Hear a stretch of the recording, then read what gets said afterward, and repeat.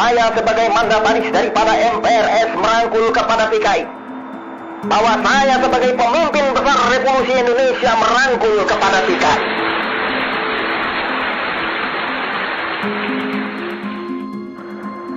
Sebab siapa yang bisa membantah bahwa PKI adalah unsur yang hebat di dalam penyelesaian Revolusi Indonesia ini?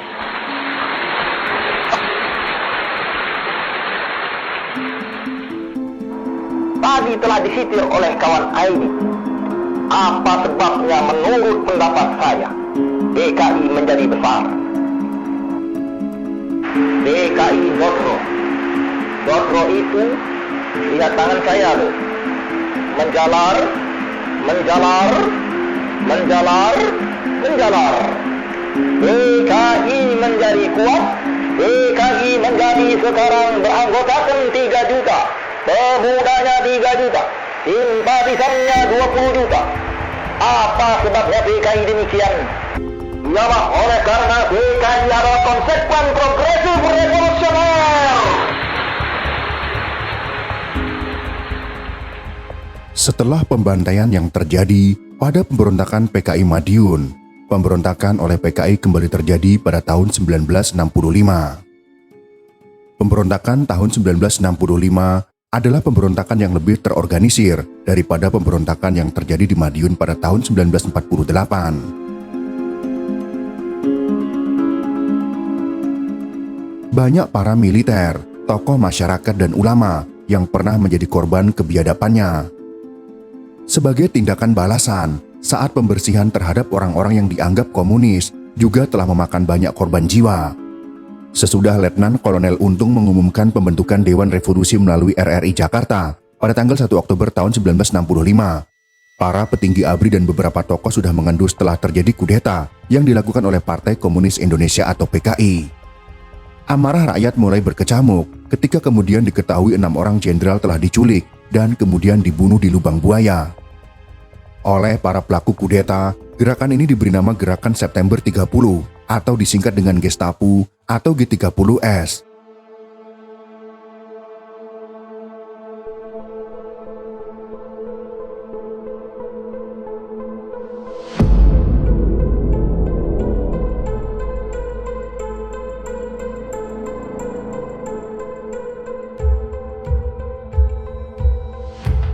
Kemarahan massa mulai mengumandangkan tuntutan agar PKI, penggerak dan dalang Gestapu dibubarkan.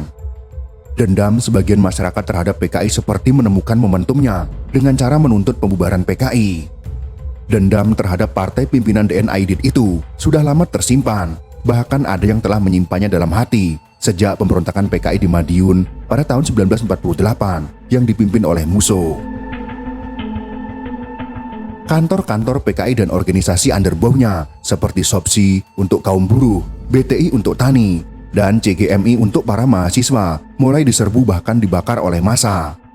Unjuk rasa massa ini tidak hanya di Jakarta saja, tetapi juga terjadi hampir di seluruh daerah di negeri ini.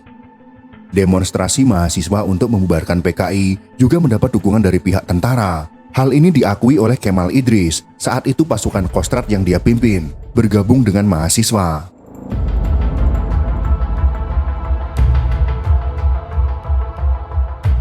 Mahasiswa lalu mengepung istana kepresidenan dan menyuarakan tritura atau tri tuntutan rakyat. Salah satunya adalah dengan menuntut pembubaran PKI. Pada saat itu, para tentara beranggapan bahwa PKI lah yang menjadi dalang di balik G30S. Walaupun tuntutan pembubaran PKI telah dikumandangkan dan korban di pihak PKI juga mulai berjatuhan. Bung Karno sebagai Presiden Republik Indonesia saat itu dan juga sebagai pemimpin besar revolusi belum juga bersedia bertindak untuk membubarkan PKI. Karena Bung Karno belum menyahuti tuntutan rakyat untuk membubarkan PKI, maka tuntutan massa aksi unjuk rasa tidak hanya lagi tentang pembubaran PKI, tetapi sudah mengarah kepada tuntutan agar Soekarno turun dari jabatannya sebagai Presiden Republik Indonesia.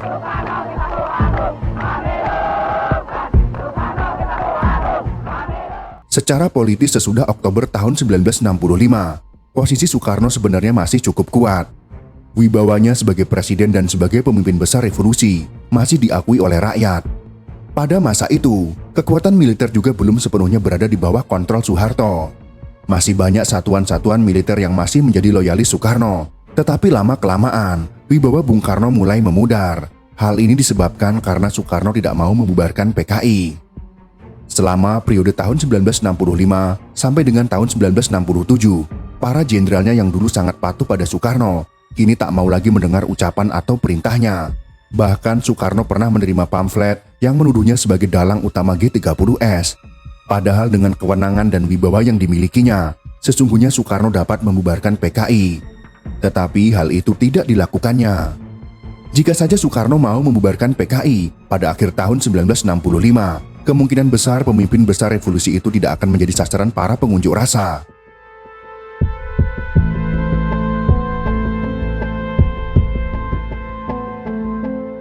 Puncak jatuhnya pemerintahan Presiden Soekarno terjadi setelah keluarnya surat perintah 11 Maret atau dikenal dengan Super Semar. Soeharto lalu mengambil alih kekuasaan. Tidak hanya itu, Soeharto juga membubarkan PKI dan menangkap 15 menteri Soekarno yang dituduh terlibat G30S PKI. Soekarno bukannya tak melawan, Soekarno sempat berpidato. Namun pidato Soekarno yang dulunya selalu dielu-elukan, seolah tidak ada artinya karena situasi politik sudah berubah. Walaupun demikian, hingga detik-detik terakhir masa pemerintahannya, Soekarno tetap bersikeras tidak mau membubarkan PKI. Alasan mengapa Presiden Soekarno tidak mau membubarkan Partai Komunis Indonesia akhirnya terungkap. Alasan utamanya adalah konsep politik Nasakom yang Soekarno gaungkan pada dunia. Soekarno tidak mau membubarkan PKI karena sejak awal, Soekarno melihat bahwa komunis adalah sebuah kekuatan yang diperlukan untuk menggerakkan dan memelihara revolusi Indonesia. Pandangan yang demikian ternyata sudah lama dianut oleh Soekarno. Di dalam buku Di Bawah Bendera Revolusi Jilid Pertama, ditemukan artikel yang ditulis Soekarno pada tahun 1926. Pada artikel yang bertajuk Nasionalisme, Islamisme, dan Marxisme, Soekarno mengatakan, "Keinsyafan akan tragik inilah pula yang sekarang menjadi nyawa pergerakan rakyat di Indonesia kita, yang walaupun dalam maksudnya sama, ada mempunyai 3 sifat, yaitu nasionalistis, islamistis, dan marxistislah adanya." Pandangan Soekarno yang dikemukakannya pada tahun 1926 ini kemudian diwujudkannya sesudah Indonesia merdeka dalam bentuk Nasakom, yaitu nasionalis, agama, dan komunis. Soekarno melihat ketiga aliran ini dapat dan seharusnya dipersatukan menjadi sebuah kekuatan untuk terus memutar roda revolusi Indonesia. Jika Soekarno membubarkan PKI di tahun 1965, hal itu sama saja dengan menghilangkan atau membuang sebuah komponen penting dalam revolusi, yaitu komunisme. Artinya Soekarno akan mengingkari sendiri dalil revolusi yang telah lama ada dalam pikirannya. Perlu diingat pada masa itu, Soekarno mengatakan, revolusi belum selesai, dan untuk menggerakkan revolusi itu, kekuatan Nasakom harus bahu-membahu. Alasan Soekarno tidak mau membubarkan PKI karena ideologi Nasakom juga dijelaskan oleh Soeharto. Menurut Soeharto, Soekarno akan menggunakan kekuatan PKI untuk mempersatukan Indonesia. Oleh karena itu, Soekarno tidak akan menghapus PKI setelah G30S PKI, walaupun ada desakan dari rakyat. Apalagi Soekarno telah mengeluarkan konsep ideologi baru, yaitu Nasakom, nasionalis, agama, dan komunis, yang telah digaung-gaungkan Soekarno tidak hanya di dalam negeri, tetapi juga di panggung internasional. Konsep Nasakom disampaikan dalam Konferensi Asia Afrika di Bandung, Jawa Barat pada tahun 1955 dan juga di Sidang Umum Perserikatan Bangsa-Bangsa atau PBB. Konsep Nasakom tersebut tidak hanya ke dalam negeri, tapi juga sudah dijual ke luar negeri melalui pidato beliau di Persatuan atau Perserikatan Bangsa-Bangsa. Ketika disampaikan bahwa rakyat yang menghendaki pembubaran PKI, Soekarno mengatakan, "Har, kamu harus tahu bahwa saya ini bukan hanya pemimpin Indonesia, saya ini pemimpin dunia." Soekarno pun melanjutkan, "Saya sudah terlanjur menjual konsep Nasakom itu kepada dunia. Sekarang saya harus bubarkan PKI, berarti saya kan harus cabut konsep saya itu.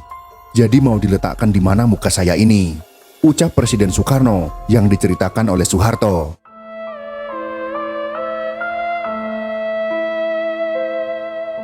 Alasan lain mengapa Soekarno tidak mau membubarkan PKI adalah karena kedekatannya dengan negara-negara komunis, terutama RRC dan Uni Soviet. Pada masa menjelang tahun 1965, Soekarno masih terus menghantam negara-negara yang disebutnya neokolonialisme atau dikenal dengan nekolim. Negara-negara nekolim yang dimaksudnya ini adalah juga negara-negara yang sangat dekat hubungannya, bahkan dilindungi oleh negara-negara imperialis kapitalis. Untuk menghadapi negara-negara nekolim ini, maka dibutuhkan bantuan dari negara-negara komunis seperti Uni Soviet dan Republik Rakyat Tiongkok. Pada masa sebelum Oktober tahun 1965, Soekarno meningkatkan kerjasama dengan RRC dan negara Korea Utara. Dengan hubungan erat yang demikian, maka tidaklah mungkin Soekarno membubarkan PKI yang pada masa itu merupakan partai komunis terkuat di luar negara-negara komunis. Itulah alasan mengapa Soekarno tidak membubarkan PKI walau telah melakukan pemberontakan. Dengan ideologi Nasakom, Soekarno berusaha membuat sebuah negara yang kuat dengan bersatunya ketiga ideologi tersebut. Walau mungkin masih ada alasan lain sehingga Soekarno tidak mau membubarkan PKI. Tetapi sejarah mencatat, karena PKI tidak dibubarkanlah, maka berbagai unjuk rasa semakin marak. Profesor Salim Said menceritakan, pernah ada upaya dari Soekarno membubarkan PKI, tetapi akan membuat partai baru yang juga berhaluan komunis. Cerita ini beredar tidak lama setelah peristiwa Gerakan September 30 atau Gestapo. Pada tanggal 11 Maret tahun 1966, Soekarno telah menyerahkan pimpinan negara kepada Soeharto. Sejak saat itu pula lah, Soeharto secara de facto telah menjadi pemimpin negara dan menjadikan PKI sebagai partai terlarang. Setelah pembubaran tersebut, perlahan-lahan Nasakom tidak pernah terdengar lagi di Indonesia. Itulah sekelumit pembahasan tentang alasan Soekarno tidak mau membubarkan PKI. Semoga informasi ini bisa bermanfaat untuk kita semua. Jika kalian suka dengan video ini, silakan berikan jempol ke atas. Dan jika kalian menganggap video ini bermanfaat, maka bagikanlah untuk teman-teman Anda yang lain. Terima kasih sudah menonton.